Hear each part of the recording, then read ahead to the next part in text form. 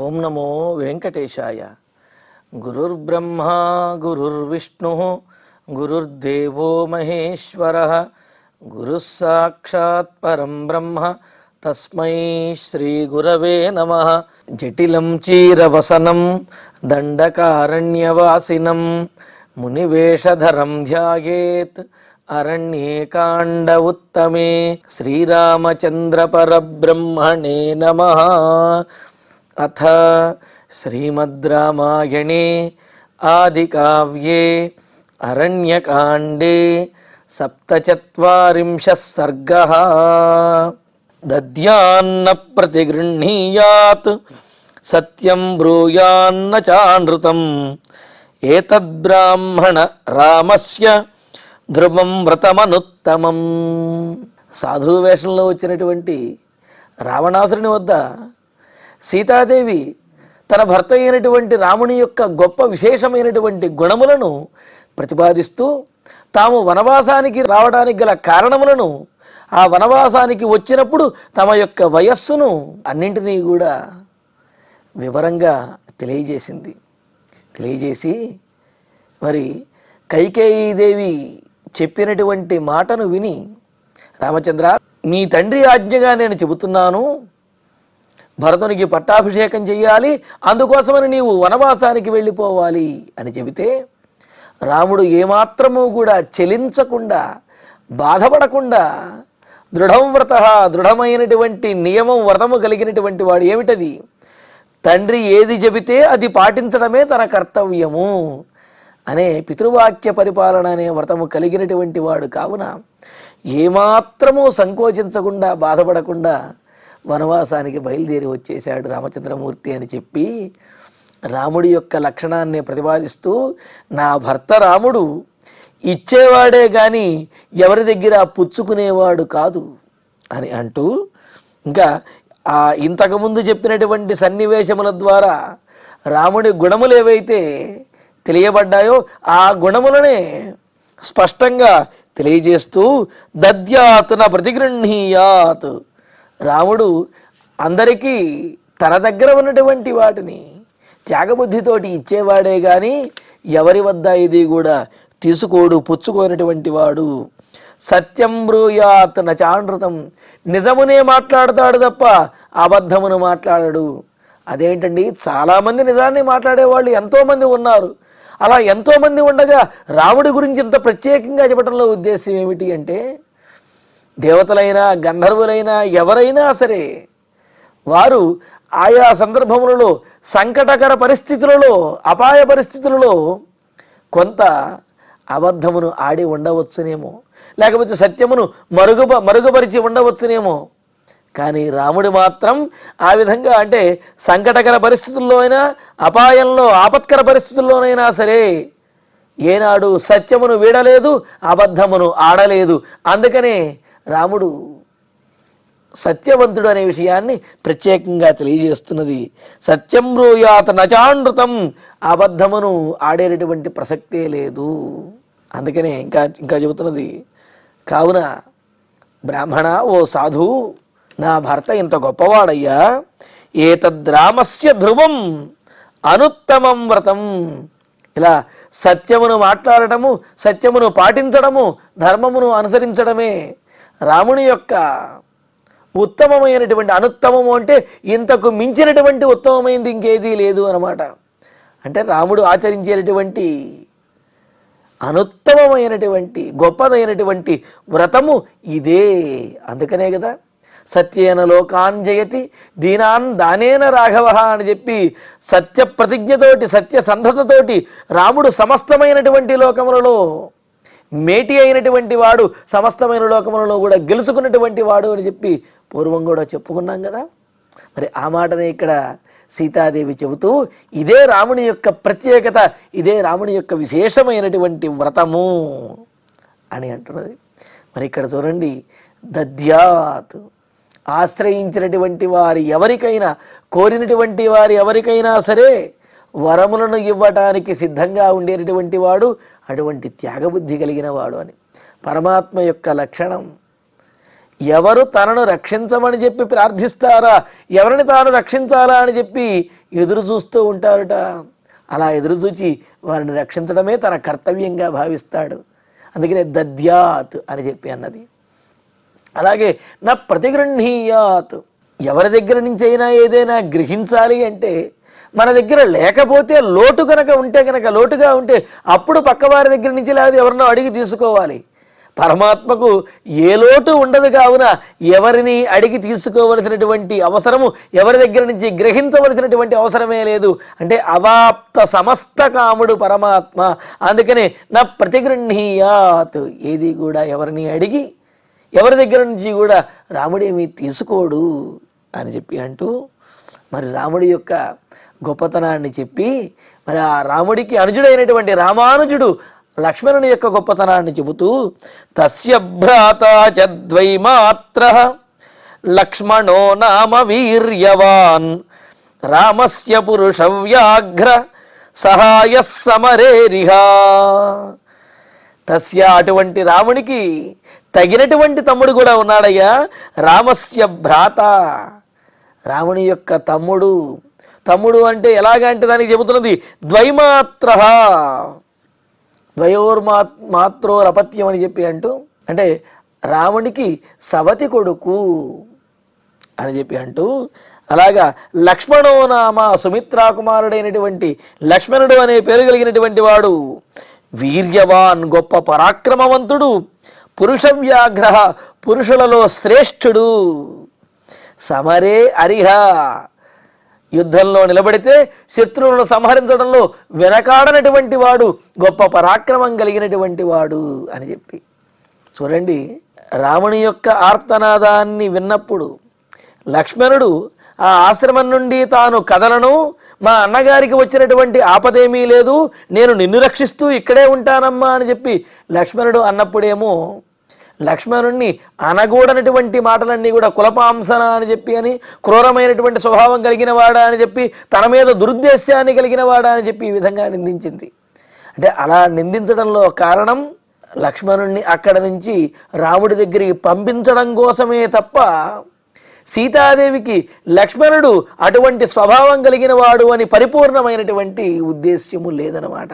సీతాదేవికి కూడా తెలుసు లక్ష్మణుడు ఎంతటి గొప్పవాడో, ఎంతటి భ్రాతృప్రేమ కలిగినటువంటి వాడో, వదిన గారిని తల్లిలాగా ఏ విధంగా చూస్తాడనే విషయం సీతాదేవికి తెలుసు.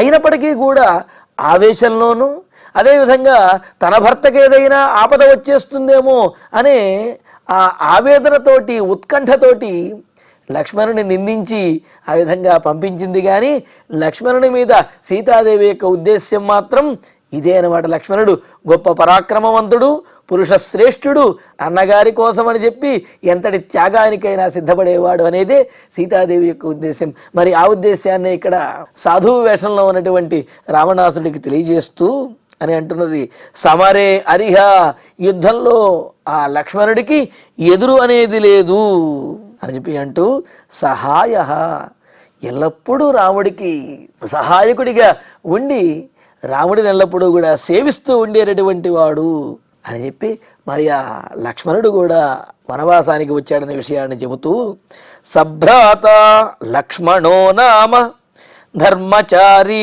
దృఢవ్రతః అన్వగచ్చద్ధనుష్పాణి ప్రవ్రజంతం మయా సహ. ధర్మచారి అంటే సోదరుని యొక్క ధర్మం ఏదైతే ఉన్నదో, సోదరుడు పాటించేటటువంటి ధర్మం ఏదైతే ఉన్నదో అదే నిజమైనటువంటి ధర్మము, ఆ ధర్మాన్నే తాను కూడా అనుసరించాలి అనే బుద్ధి కలిగినటువంటి వాడు. అదేవిధంగా దృఢవ్రత, దృఢమైనటువంటి నియమము వ్రతము కలిగినటువంటి వాడు. ఏమిటా దృఢమైనటువంటి నియమం? అన్నగారిని సేవించడం, అన్నగారిని అనుసరించడమే తన కర్తవ్యం అనే దృఢమైనటువంటి వ్రతం కలిగినటువంటి వాడు లక్ష్మణో నామ, లక్ష్మణుడు అనేటువంటి పేరు కలిగిన వాడు.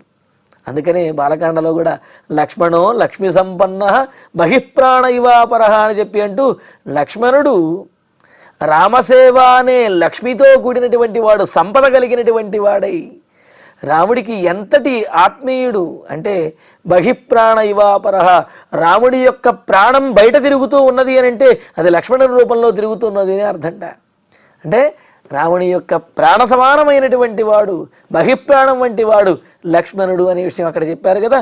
మరి ఆ విషయాన్ని ఇక్కడ ప్రతిపాదిస్తూ ఇంకా లక్ష్మణో నామ, లక్ష్మణుడు అనే పేరు కలిగినటువంటి సహభ్రాత్ర, రాముని సోదరుడైనటువంటి అతడు ధనుష్పాణి, ధనుస్సును ధరించినటువంటి వాడై ప్రవ్రజంతం రామం, వనవాసానికి బయలుదేరినటువంటి రాముడిని మయా సహ అన్వగచ్చతు. భర్తను అనుసరించి భార్య వెళ్ళడం అనేది ఆమె యొక్క కర్తవ్యం. ఎందుకు అంటే వ్రజతు చరతు ధర్మం భర్తృనాథాహి నార్య అని చెప్పి అంటారు. ధర్మాన్ని భర్తని అనుసరించి భార్య పాటించాలి అని చెప్పి. అందుకనే కదా వివాహంలో కూడా బాసలు చేయిస్తారు. ధర్మేచ అర్థేచ కామేచ త్వయా ఏషా నాతిచరితవ్యా. ధర్మంలో కానీ అర్థంలో కానీ కామంలో కానీ ఈమెను నీవు అతిక్రమించకూడదు, ఈమెను అతిక్రమించి నీవు నిర్వర్తించకూడదు అని చెబితే ఆయన నాతిచరామి అని చెప్పి భాషలు చేస్తారు కదా. అంటే అతిక్రమించను అని చెప్పి. కావున అదే నియమం అంటే భార్యాభర్తలకు ఆ నియమం అనేది ఉండి తీరుతుంది. ఒకరిని ఒకరు అతిక్రమించకుండా ఒకరితో ఒకరు అన్యోన్యంగా ఉంటూ ధర్మమును ఆచరించాలి అని చెప్పి. కావున భర్త వనవాసానికి వస్తే భర్త ఎక్కడ ఉంటే తాను అక్కడే ఉండాలి. కావున సీతాదేవి వనవాసానికి వచ్చింది. సహధర్మచారిణిగా సీతాదేవి యొక్క కర్తవ్యం అది అని తెలుస్తున్నది. కానీ లక్ష్మణుడు వనవాసానికి రావలసినటువంటి అవసరము లేదు. అయినప్పటికీ కూడా అన్నగారి మీద ఉన్నటువంటి ప్రేమతోటి ధనుస్సును ధరించి లక్ష్మణుడు కూడా మరి వనవాసానికి వెళుతున్నటువంటి రాముణ్ణి అనుసరించి వచ్చాడయ్యా. అంతటి గొప్పవాడు నా మరిది అయినటువంటి రాముడి సోదరుడైనటువంటి లక్ష్మణుడు అని చెప్పి లక్ష్మణుని యొక్క గొప్పతనాన్ని అతడి యొక్క పరాక్రమాన్ని కూడా మరి సాధువు వేషంలో ఉన్నటువంటి రావణాసుడికి సీతాదేవి తెలియజేసి ఇంకా చెబుతున్నది, జటీతాపసరూపేణ మయా సహసహానుజ ప్రవిష్టో దండకారణ్యం ధర్మనిత్యో జితేంద్రియ. ధర్మనిత్య, ఇది రాముని యొక్క గొప్పతనం. సహజంగా చాలామంది ధర్మాన్ని పాటించేవారు ఉంటారు.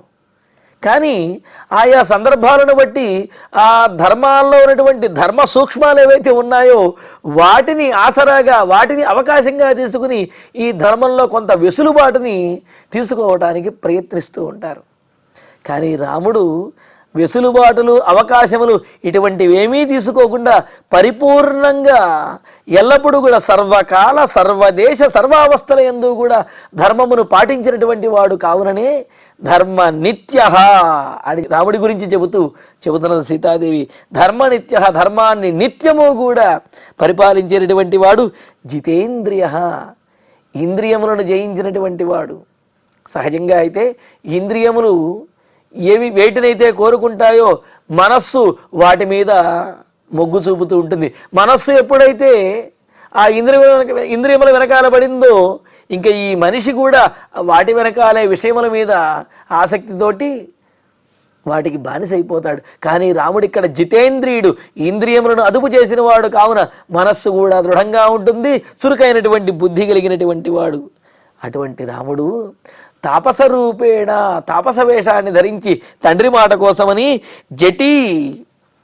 జటావల్కలములను, జడలను ధరించి వల్కలములను ధరించి సహానుజ, తన తమ్ముడితో కలిసి దండకారణ్యం మయా సహ ప్రవిష్ట, ఈ దండకారణ్యంలోకి తమ్ముడితోటి అదేవిధంగా నాతో పాటు కలిసి ఈ దండకారణ్యంలోకి ప్రవేశించాడు, వనవాసం చేస్తూ ఉన్నాడు రామచంద్రమూర్తి మాతోటి.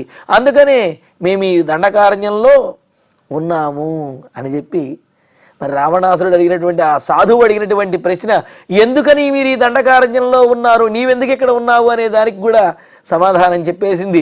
నేను నా భర్తతోటి కలిసి ఈ వనవాసం చేయడానికి దండకారణ్యానికి వచ్చాను అని చెప్పి, తే వయం ప్రచ్యుతారాజ్యాత్ కైకేయ్యాస్తు కృతే త్రయః విచరామ ద్విజశ్రేష్ఠ వనం గంభీరమోజస.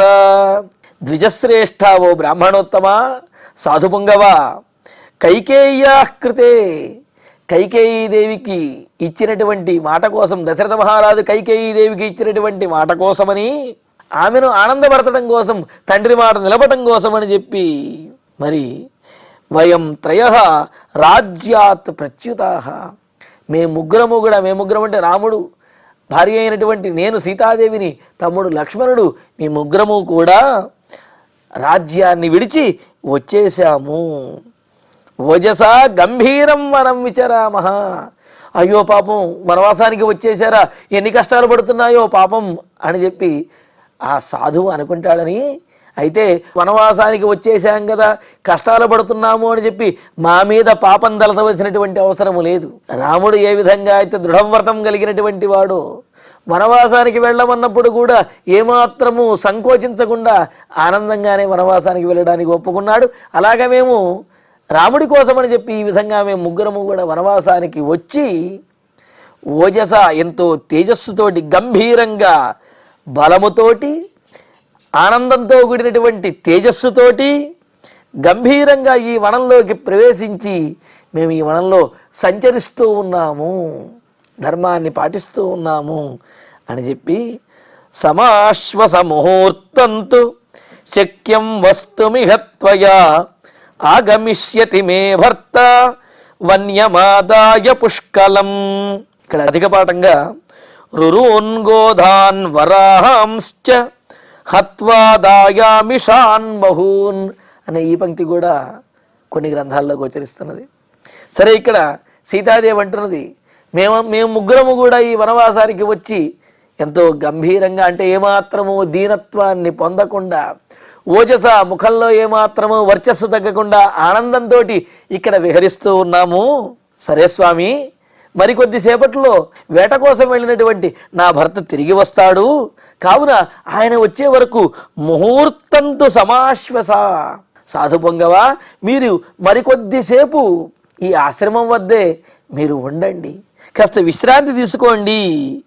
ఇహ త్వయా వస్తుం శక్యం, మీరు నిస్సంకోచంగా ఈ ఆశ్రమంలో మరికొద్దిసేపు ఉండవచ్చును. మే భర్త వన్యం పుష్కలమాదాయ ఆగమిష్యతి, నా భర్త శ్రీరామచంద్రుడు వనంలో లభించేటటువంటి ఆహారమును పుష్కలంగా ఎంత కావాలో అంత అందరికీ సరిపోయే విధంగా ఆ పుష్కలంగా ఆహారాన్ని తీసుకుని వస్తాడు అని చెబుతున్నది. అంటే ఇక్కడ సందేహం కలగవచ్చు వచ్చినటువంటి వారికి, సాధువుకి, మీరున్నది ముగ్గురే కదా, కావున మీ ముగ్గురి కోసమే అతను ఆహారాన్ని తీసుకువస్తే నాలుగో వాడిని నేను వచ్చాను, మరి నాకెలా ఆహారం పెడతారు అని మీకు సందేహం వలదు. నా భర్త పుష్కలంగా ఆహారాన్ని తీసుకుని వస్తాడు. ఇక్కడ గృహస్థుడు ఆహారాన్ని సంపాదించుకోవటము అని అంటే ఏదో తనకో, తన భార్యకు, తన బిడ్డలకు అని మాత్రమే కాదు, అతిథికి కూడా అంటే అతిథి వచ్చినా రాకపోయినా సరే అతిథి కోసం కూడా కొంత సిద్ధం చేసి ఉంచుతారు. ఇది గృహస్థుని యొక్క లక్షణం. కావున నా భర్త వేటకు వెళ్ళాడు, కావలసినటువంటి ఆహారాన్ని పుష్కలంగా తీసుకుని ఇక్కడికి వస్తారు, కావున మీరు వారు వచ్చే వరకు కొంతసేపు ఇక్కడ విశ్రాంతి తీసుకుని నిస్సంకోచంగా మీరు నిరభ్యంతరంగా ఇక్కడ ఉండవచ్చును, ఉండండి అని చెప్పి సీతాదేవి సాధువు రూపంలో ఉన్నటువంటి ఆ రావణాసురుడితోటి తన రామచంద్రమూర్తి వచ్చే వరకు కూడా ఈ ఆశ్రమంలో విశ్రాంతి తీసుకుని ఆయన తీసుకువచ్చేటటువంటి ఆహార పదార్థాలు భుజించి తమ ఆతిథ్యాన్ని స్వీకరించమని చెప్పి ఈ విధంగా అడుగుతూ ఉన్నది, చెబుతూ మరి తన గురించి పూర్తిగా ఈ వాక్యం మళ్ళీ చెబుతాను. మరి తన గురించి పూర్తిగా వివరములన్నీ కూడా, తాను ఎవరి కుమార్తెను, ఎవరి యొక్క కోడలు, తన భర్త ఎవరు, తాము ఎందుకు వచ్చాము వనవాసానికి ఈ విషయాలన్నీ కూడా పరిపూర్ణంగా చెప్పి ఇక ఇప్పుడు ఆ వచ్చినటువంటి సాధువు యొక్క అతని యొక్క వివరములను అడుగుతూ సత్వం నామ చ గోత్రంచ కులంచాచక్ష్వతత్వతః ఏకశ్చ దండకారణ్యే కిమర్థం చరసి ద్విజ.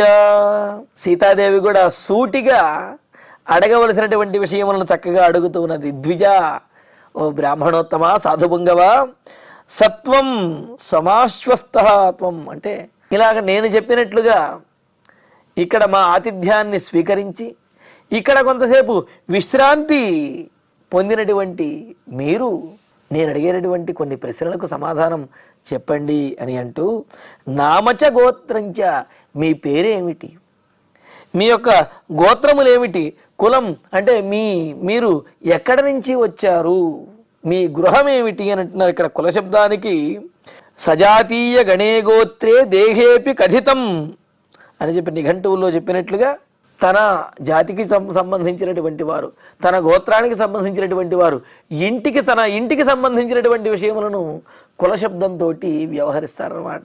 అందుకని ఇక్కడ సీతాదేవి అడుగుతున్నది, మీ ఇల్లు ఎక్కడ, మీ గృహం ఎక్కడ, అసలు ఈ దండకారణ్యంలో జనులెవరూ కూడా సంచరించరని చెప్పి మీరే చెబుతున్నారు కదా, రాక్షసులకు నిలయమైనటువంటిది అని చెప్పి మీరే చెబుతున్నారు కదా, మరి అటువంటి ఈ దండకారణ్యంలో సన్యాసిగా ఉన్నటువంటి సాధు పొంగవులుగా ఉన్నటువంటి మీరు ఎందుకని ఇక్కడ సంచరిస్తున్నారు అని చెప్పి తత్వతః ఆచక్ష్వ, ఉన్నది ఉన్నట్లుగా నిజమేదైతే ఉన్నదో సత్యమును చెప్పండి మహాత్మా అని చెప్పి సీతాదేవి సాధువు వేషంలో ఉన్నటువంటి ఆ రావణాసురునితోటి ఆయన యొక్క వివరములను అడుగుతూ ఉన్నది.